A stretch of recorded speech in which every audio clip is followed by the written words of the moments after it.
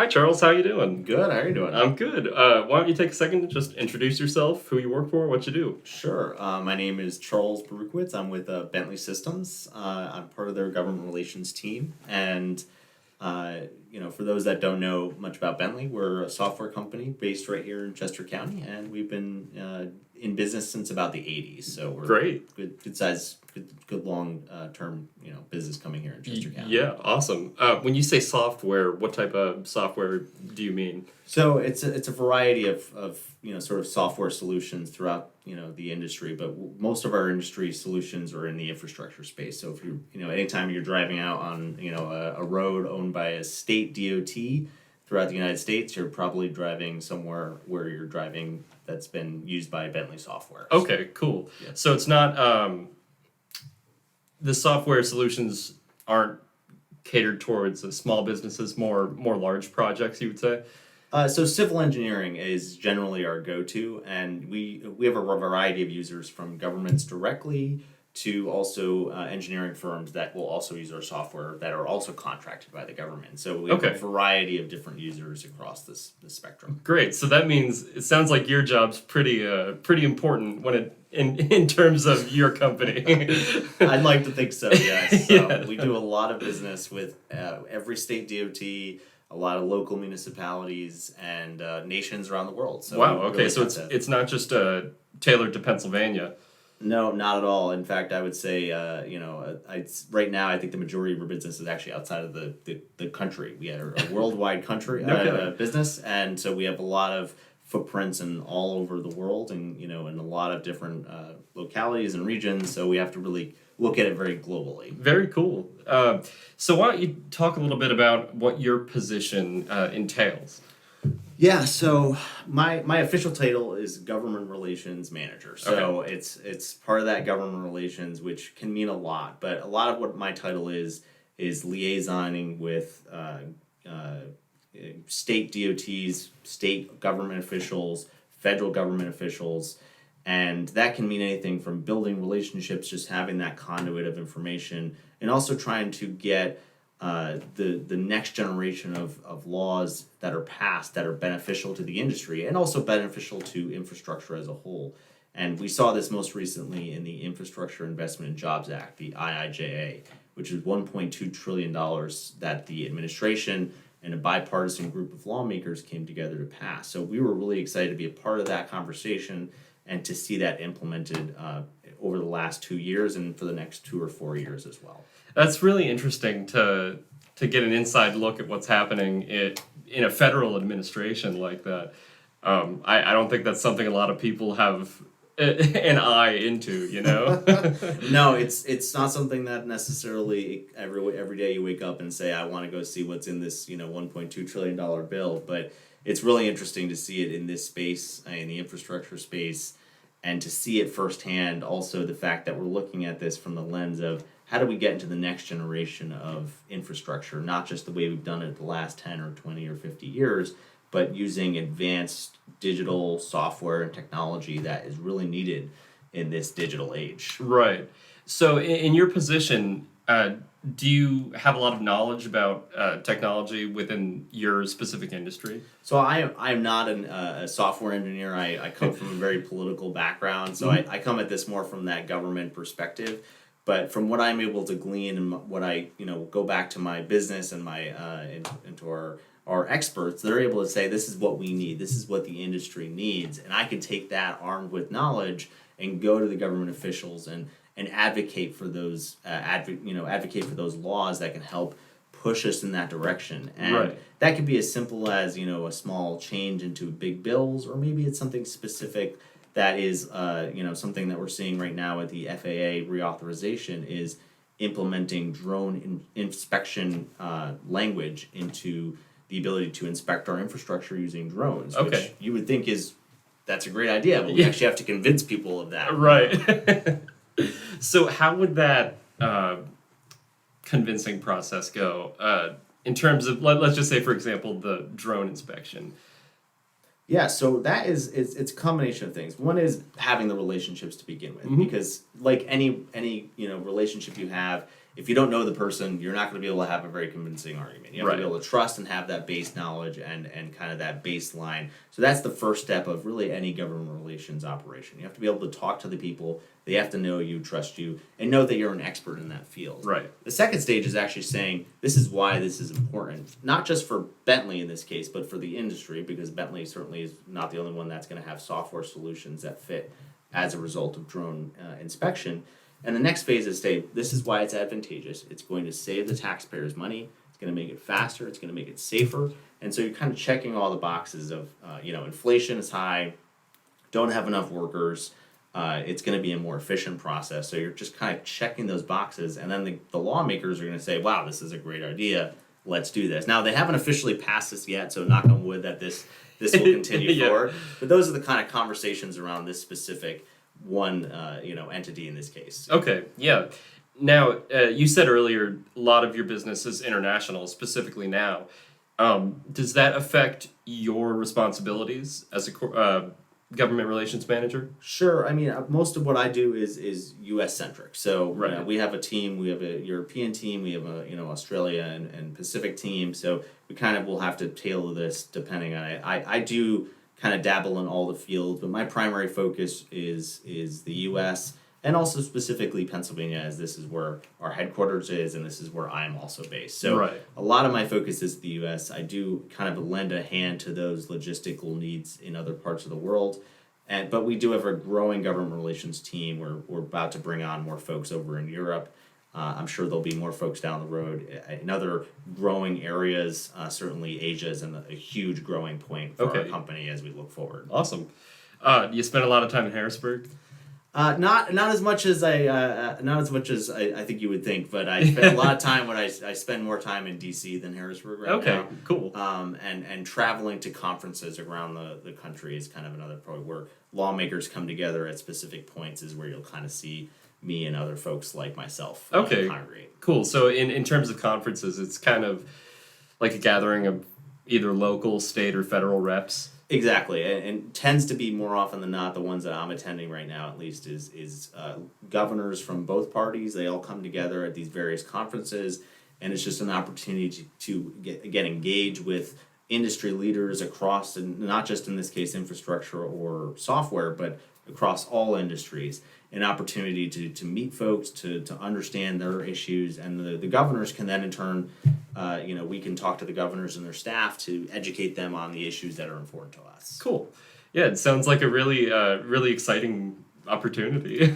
No, I've really enjoyed it. I was the last conference I was at, and I think it was in Michigan, and the plane I was on, I happened to be sharing the same plane with Governor Shapiro. Oh, and, wow. He was way in the front of the plane. I was in the back. Right. But, very cool to see him, and the same thing on the way back. We had the same flight back as well. So Very cool.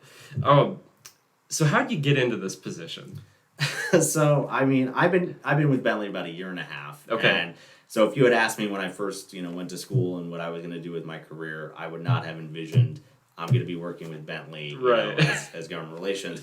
I kind of stumbled into this. I have long career in government, politics. Okay. And that kind of, as you can understand, has a connection to the government angle. But I was very political. I'd done a little bit of work in the state Senate a few years ago, so I know a lot of the players, especially here in Pennsylvania. And when this opportunity had come up, it was very interesting because I wanted to stay local in Pennsylvania. I love Chester County, although I sadly live just over the line in Montgomery County. I have worked in Chester County for 5 or 6 years now. I know the county well. And so when I saw Bentley, this is a Chester County company, and I saw that, and I was just really excited to jump at the bit and go for it. And it was really exciting. So you said you did work for the PA Senate. Are we talking like internal work with the senators? So yeah, my time with the state Senate was relatively brief. I was about 2 years into that. I was director of constituent services for a local state senator back in 2014 to 2017, and that was just kind of on the ground liaisoning with constituents in that Senate district. and that was great. It was really awesome work. It doesn't really relate a lot of what I do now these days, but it was good kind of seeing the firsthand experience of those frontline state senators. Every state senator has this really specific set of staff to do that, and it was exciting kind of leading the charge on the state senate side of it. That said, I really prefer seeing it on this side of things because it's a lot more activity. I think of government as slow and it can be kind of dull at times. Right. And so that was not necessarily me in the long term, but I'm glad I did it. It was a good experience to see it, kind of eye opening. Yeah, my next question was going to be if you preferred public service or the private sector. So yeah, no, I would say I think everyone should have that kind of lens into it. I would say it's not necessarily the long-term future that I would have envisioned for myself, but that's to say, I mean, I know dozens, if not, more of folks that are in this industry. We need folks like them to do that. Absolutely. Not discounting what they do. It's just when I look at what I want to do with my day-to-day, I really was, when I left state senate to go back into politics, I was looking for more adventure. I was looking for the excitement of politics, and that's where I kind of got drawn back. Right. Into. Yeah, I have a close friend of mine that works for one of the House caucuses in PA, and I'm so glad he can do it because what he tells me about it, I could never envision myself working for the caucus like that. Yeah, no, it's got to be a fun, especially these days with the budget negotiations. I'm sure he's got a whole bunch of stories that probably could fill a whole nother one of these sessions. So. Absolutely, yeah. Politics seems to be one of those things where either you're born loving it or you're born completely indifferent to it. It seems like you've had an interest in it for quite a while. Would you say so? Absolutely. I've loved politics going back to when I was in grade school. It's been something that's been a passion of mine that I paid close attention to it. I've literally been in both parties. I've seen kind of the ebbs and flows over the last few presidential elections, and I won't get into the specifics here, but it's been a really interesting time to be in this political space.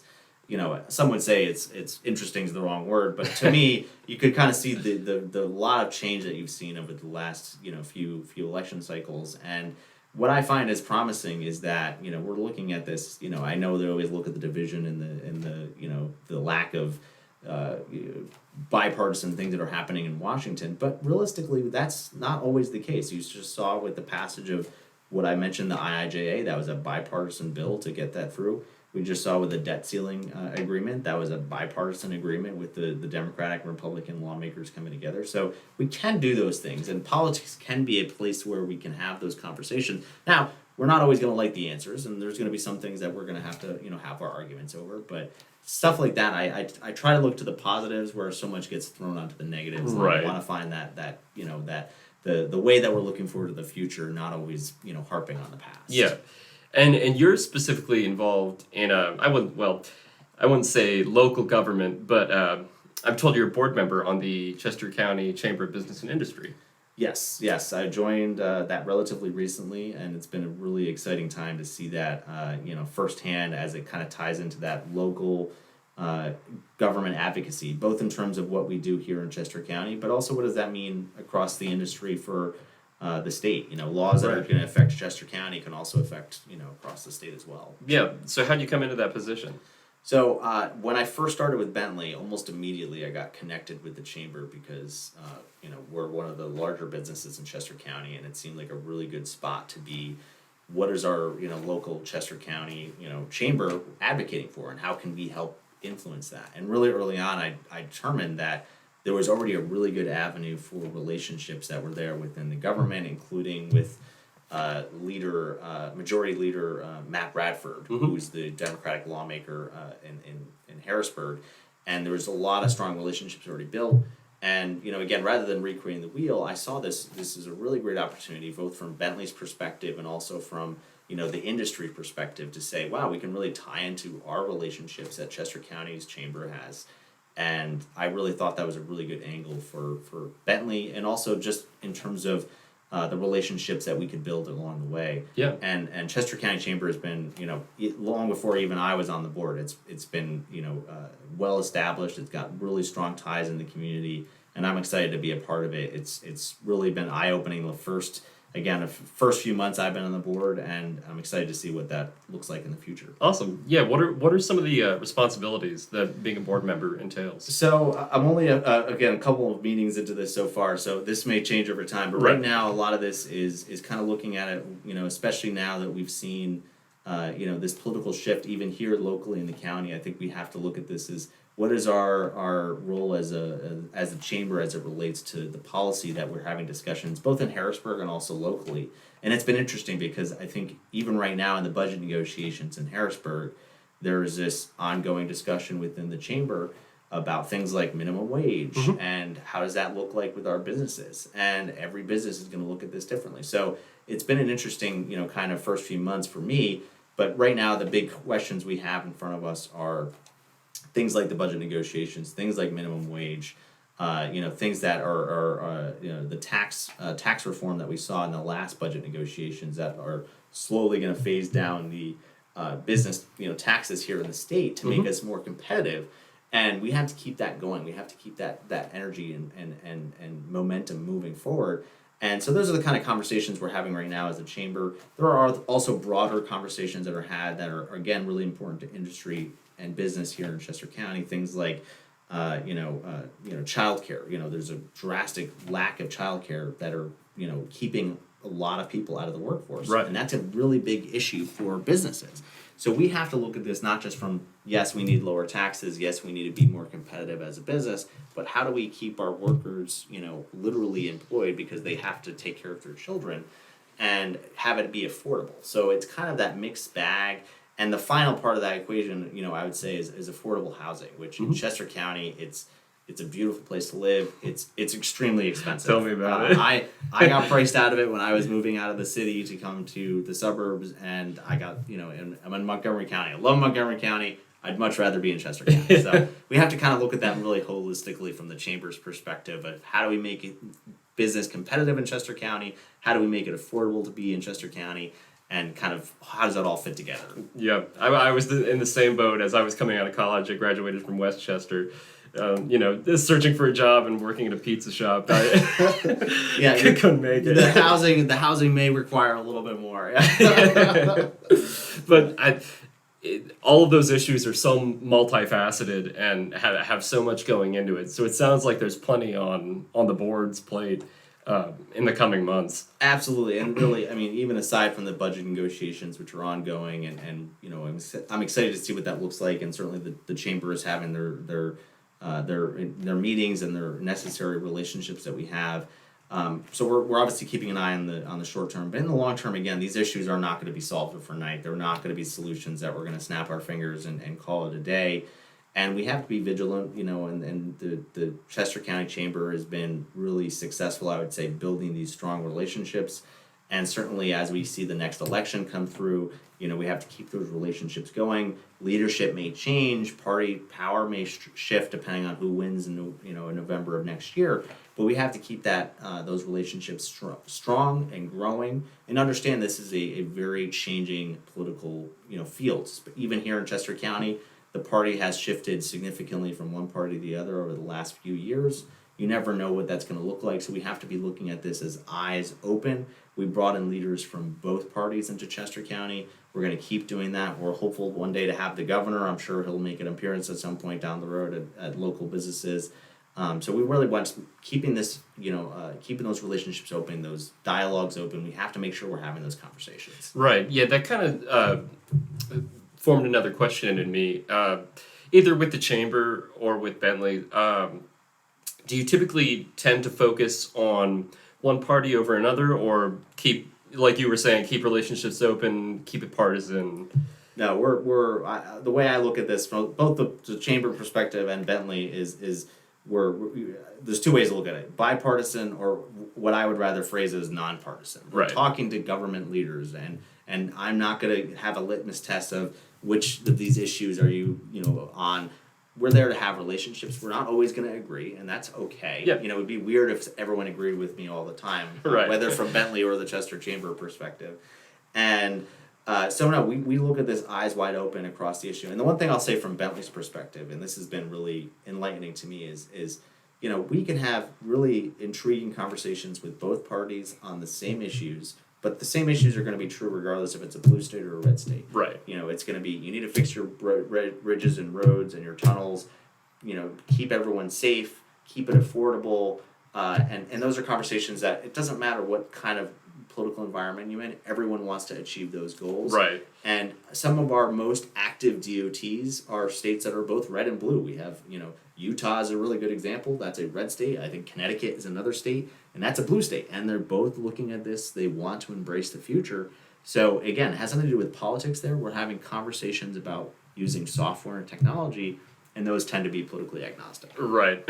that seems like it would make your life a little bit easier having a politically agnostic topic to talk about. Absolutely. I love talking about politics, but in this case it makes it easier because I don't have to engage in anything that's tended to be controversial. Right. So we're wrapping up on time here. We like to end with kind of an off-topic question, but since you're in the world of politics, I want to ask you, if there was one historical political figure you could have dinner with and just kind of pick their brain, who would it be?